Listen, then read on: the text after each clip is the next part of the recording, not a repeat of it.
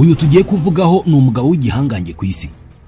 Ni Umurusiya akaba n'umunya-Isirayeli wahiriwe, w'umucuruzi, umushoramari, wahoze ari umunyapolitiki wamenyekanye cyane ubwo yari afite ekipe y'umupira w'amaguru mu Bwongereza, Chelsea FC. Atunze miliyari 9 na miliyoni 200 z'amadolari, ariko nanone yibukirwa ku bihano mu by'ubukungu yahawe n'Ubwongereza n'umuryango w'ubumwe bw'Uburayi, azira kugira imikoranire na perezida w'Uburusiya Vladimir Putin nyuma y'uko yari amaze gutangiza intambara muri Ukraine. Nshuti mudukurikiye, tugiye kuvuga kuri Roman Arkadievich Abramovich. Iki kiganiro cyanditswe na Mupenda Joel. Roman Abramovich ni umwana w'imfubyi wavuyemo umuherwe utunze miliyari z'amadolari, ariko akaza kwikomwa n'abanyaburayi azira Vladimir Putin. Amazina ye yose ni Roman Arkadievich Abramovich. Yavutse ku itariki ya 24 y'ukwezi kwa 10 mu 1966. Ubu afite imyaka 58. Yavukiye mu gace ka Saratov, ni mu birometero bike uvuye ku mupaka w'Uburusiya na Ukraine. Yapfushije ababyeyi be hakiri kare cyane. Nyina Irina Vasilievna Abramovich yari umwarimukazi w'umuziki. Yapfuye yarozwe mu 1967. Roman yari afite umwaka umwe gusa. Ntibyatinze, nyuma y'imyaka 2 na se Aron Abramovich Ryabovich nawe yarapfuye. We yahitanywe n'impanuka y'imashini yifashishwa mu bwubatsi. Roman yari afite imyaka 3. Amakuru avuga ko ababyeyi ba Roman Abramovich bari Abayahudi. Igisubizo ku mpamvu uwo Abramovich afite ubwenegihugu bubiri, Uburusiya na Isirayeli. Ababyeyi ba Roman bakimara gupfa, yagiye kurererwa mu bafitanye isano mu gace ka Komi, ahari mu majyaruguru y'uburengerazuba bw'Uburusiya. Bivugwa ko amafaranga yari make muri uyu muryango, babagaho mu buzima buciriritse. Gusa Roman Abramovich rimwe avuga ku buzima bwe bwo mu bwana, yavuze ko ntacyo yari abaye. Yabwiye ikinyamakuru The Guardian ati, mbabwije ukuri, ubwana bwanjye ntibwari bubi, kubera ko iyo ukiri umwana ntabwo ubasha kugereranya ibintu. Warya karoti, warya bombo, byose biba biryoshye. Nk'umwana ntubasha kubitandukanya.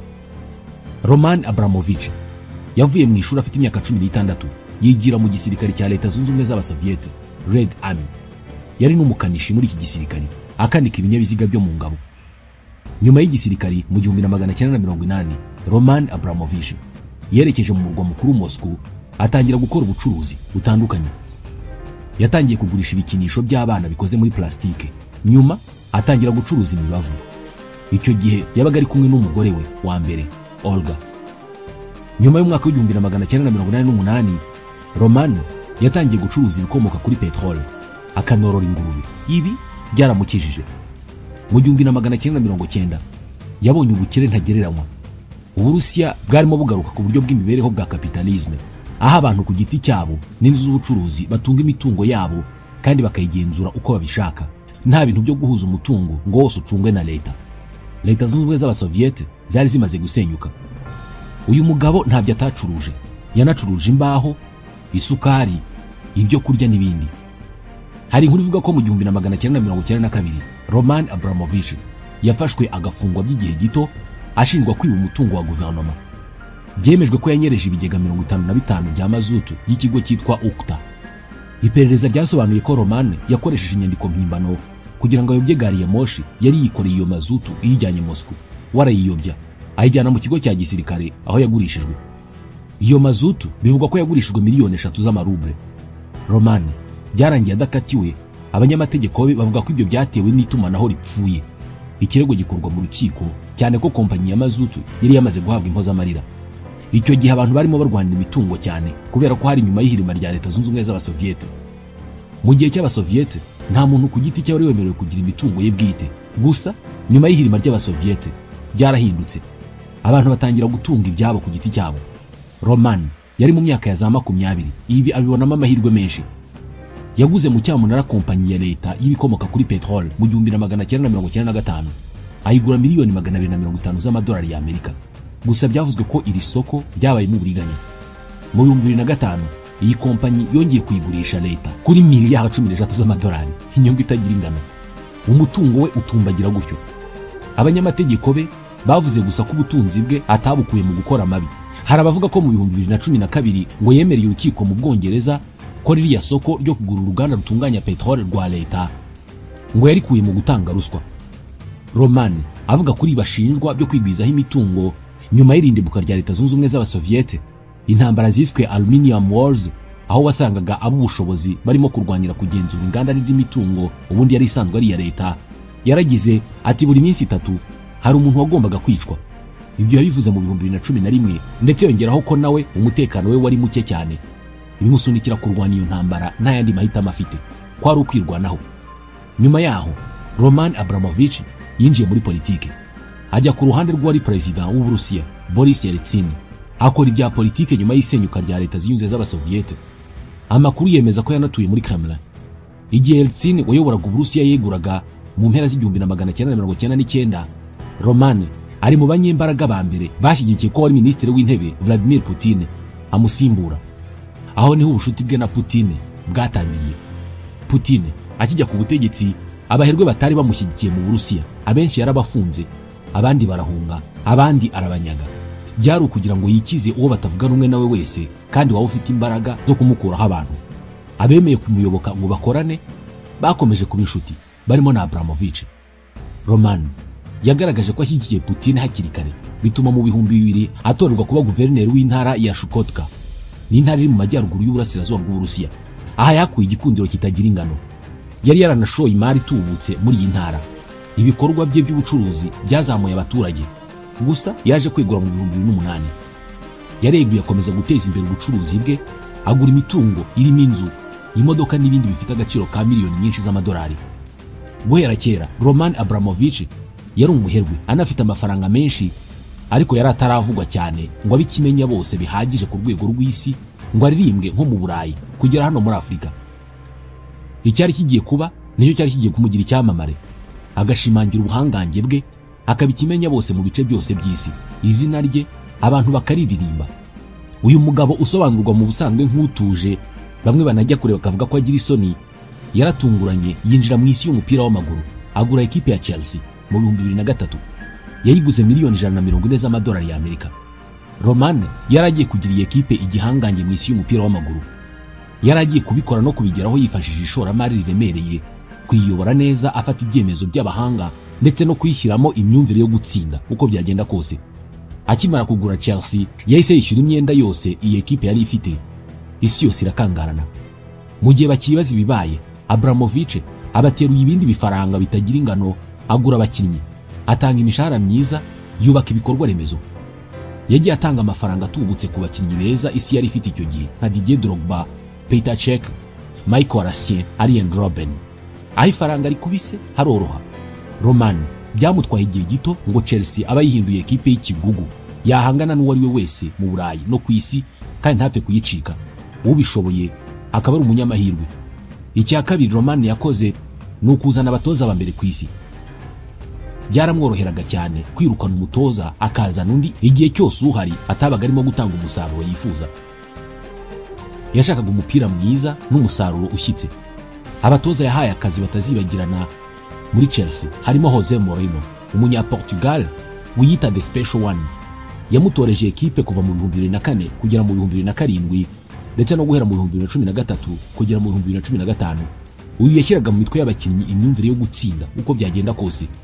Hari kandi n'abandi batoza nka Carlo Ancelotti, Antonio Conte, Thomas Tuchel n'abandi, kandi bagendaga batwara ibikombe.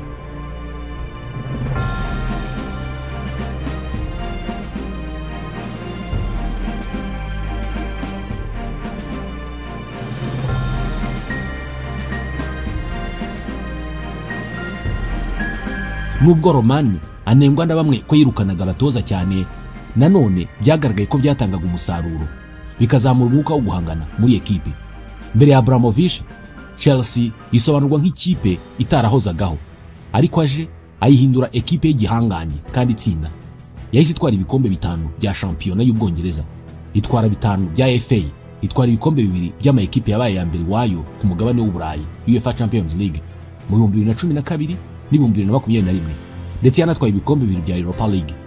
Iyi ekipe haba mu kibuga no hanze yabaye igendera ku ntego n'intangarugero. Hamwe na Roman Abramovich, Chelsea izina ryayo ryaratumbagiye cyane ku isi. Abafana bariyongera bikomeye ndetse n'amafaranga y'urwunguko aratumbagira. Ekipe yahise igira izina rihambaye ku rwego rw'isi. hamwe no guhora yitabira amarushanwa akomeye nka Champions League biha kugaragara ndetse n'amafaranga yinjira muri ekipe aba menshi. Roman yanashoye mu kuzamura abana bakiri bato ashyiraho n'ibikorwa remezo bifatika. Yashinze ishuri ry'umupira w'amaguru rikomeye havamo abakinnyi nka Mason Mount. Chelsea itarakundaga kugendera ku bakiri bato itangira kugikinisha abasore yirereye. Roman umugabo w'imitungo itagira ingano. Mu Bwongereza uretse kugura ekipe ya Chelsea yanahaguze inzu z'igitangaza. Hari nk'inzu y'ibyumba 15 iri ahitwa Kensington Palace Gardens ni mu burengerazuba bwa Londres, bivugwa ko ifite agaciro ka miliyoni 150 z'amayero. Roman yajyaga kureba ibikorwa bye mu Bwongereza ari mu ndege ye bwite. Nta gitangaza kiri mu kuba atunze indege. Mu 2006 yabajwe ku kamaro ko gutunga amafaranga menshi, mbese icyo amarira umuntu, arasubiza ati ntabwo amafaranga yagura ibyishimo ariko aguhesha ubwigenge ku kigero kiri hejuru cyane. Mu 2022 byatangiye kugenda nabi kuri Roman mu bucuruzi bwe mu Bwongereza no mu Burayi. Bamuhuje na Perezida Vladimir Putin, afatirwa ibihano by'ubukungu, ategekwa kugurisha ekipe ya Chelsea. Iki gihe mu 2022 Roman Abramovich umutungo we wabarirwaga muri miliyari 13 na miliyoni 700 z'amadolari. Ibi byamushyiraga ku mwanya w'128 mu bantu bakize kurenza abandi ku isi. Mu 2021 Roman yari yareze inzu y'ibitabo ya HarperCollins. Yari yasohoye igitabo bise Putin's People, abantu ba Putin. Ni igitabo cy'uwitwa Catherine Belton wavugaga ko Perezida Putin ari we wategetse Roman Abramovich kugura ekipe ya Chelsea. Icyo gihe mu rukiko impande zombi zarumvikanye ndetse inzu yasohoye icyo gitabo yemera ko hari ibyo igomba gukosora. Roman Abanyaburayi cyane cyane Abongereza bari batangiye kumugera amajanja bamuhuza na Vladimir Putin. Bukeye bwaho Ubwongereza bwasohoye urutonde rw'abaherwe bahuzwa na Putin maze bashyiraho Roman. Ubwongereza bwavuga ko abo ngabo bari kumwe na Putin mu mugambo umwe wo gutera Ukraine, ko kandi amaraso y'abanya-Ukraine ari ku biganza byabo. Bavuga ko aribo batanze amafaranga yo gutera Ukraine. Mbere yaho gato iminsi 8 mbere yuko ibihano bitangazwa, Abramovich yashyize ku isoko ekipe ya Chelsea. Isi yose igwa mu kantu. Bamwe bamufana bari batariyumvisha ibirimo kuba. Hirya no hino baririmbaga izina Abramovich. Abanyapolitike b'Abongereza basabaga ahubwo ko imitungo ya Abramovich ifatirwa. Roman yagurishije Chelsea kuri miliyari 4 na miliyoni 250 z'amayero. Bihita bishyira akadomo ku myaka 19 yari ishize atunze ekipe mu Bwongereza. Miliyari 2 z'amayero Abramovich yari yemeye ko zakoreshwa mu bikorwa byo gutabara abababaye mu ntambara ya Ukraine, ariko nayo yarafatiriwe mu mabanki yo mu Bwongereza ngo kubera ko batari bizeye icyo azaba agiye gukoreshwa cyanyacyo. Bivuze ko imitungo y'uyu mugabo n'amafaranga yari afite mu mabanki cyane yo mu Bwongereza yabaye afatiriwe. Rimwe muri uyu mwaka wa 2025 Abramovich yavuze ko yifuza kugaruka kuri stade ya Chelsea, Stamford Bridge, maze agasezera ku mugaragaro abantu be. Reka tuvuge ku bushuti bwa Abramovich na Vladimir Putin. Umubano w'aba bombi ushingiye kuri politike, ubucuruzi n'imbaraga cyangwa se ubutegetsi bwa nyuma ya Leta Zunze Ubumwe z'Abasoviete. Yaba Putin cyangwa se Abramovich nta urita undi inshuti ye mu ruhame, ariko barashyigikirana cyane bigashingira ku nyungu z'aba bombi. Roman yagize ubukire bwinshi mu myaka ya za 90. Yari n'umuntu wa hafi wa Boris Yeltsin wari president. Boris Yeltsin yizeraga cyane Putin, ari nayo mpamvu yamusigiye ubutegetsi. Yamusigiye n'inshuti birumvikana. Igihe Putin yajyaga ku butegetsi mu mwaka wa 2000, Roman Abramovich ari mu bakire bamuyobotse vuba. Kuba Roman yaranabaye guverineri w'intara imwe mu Burusiya ku butegetsi bwa Putin kandi byagaragaje ko Putin yizeraga cyane uyu mugabo. Mu mwaka wa 2012 mu rubanza rwabereye mu Bwongereza rwarimo undi muherwe utarayobotse Putin witwaga Boris Berezovsky, impapuro z'iperereza zagaragaje ko Roman ari umuntu wigereraga kuri Putin ubwe, akaba n'umufasha we mu bintu bimwe na bimwe. Abramovich umutungo we munini yawukuye muri ya kompanyi y'ibikomoka kuri petrole ya Sibnef yaguze na leta, akaza kongera kuyigurisha na leta. Yayigurishije na Gazprom, ikigo cya leta y'Uburusiya gishinzwe ibya gaze na petrole. Yayigurishije miliyari 13 z'amadolari y'Amerika. Iryo gura rero bivugwa ko ryakozwe mu ibanga riri hagati ya Putin na Abramovich, bigakorwa kugira ngo Putin yongere gushobora kugenzura urwego rw'ibikomoka kuri petrole. Bityo nta kabuza Roman akora mu nyungu z'ubutegetsi bwa Putin. Bitandukanye n'abandi baherwe bagiranye ibibazo na Putin, Roman we yakomeje guhagarara neza, yirinda ihangana ryo muri politike, akomeza ku ruhande rwa Putin. Ibi byose bigaragaza umubano wihariye wa bombi. Impamvu nk'izi zose nizo Ubwongereza n'umuryango w'ibihugu by'Uburayi bagendeyeho maze batangaza ibihano by'ubukungu kuri uyu mugabo mu 2022. Ikindi noneho cyabasembuye cyane ni uburyo nyuma y'uko Uburusiya buteye Ukraine, Abramovich ni umwe mu bari mu biganiro by'amahoro hagati y'Uburusiya na Ukraine, kandi Romane bakavuga ko yari yabijemo atumwe na Putin. Abanyaburayi bati icyo ni ikimenyetso simusiga ko Romane yizerwa na Kremlin. Romane bivugwa ko uyu munsi yibera Istanbul muri Turukiya, ahafite imitungo myinshi. Afite ubwenegihugu bwa Israeli, akahagira naho imitungo myinshi irimo Versano Boutique Hotel mu burasirazuba. Ayifite no mu Burusiya. Uyu munsi kubera ibihano by'ubukungu yafatiwe ndetse no gufatira imitungo ye mu Burayi, biragoye kumenya neza agaciro k'umutungo we. Gusa habarwa miliyari 9 na miliyoni 200 z'amadolari. Iyi ni inkuru ya Forbes.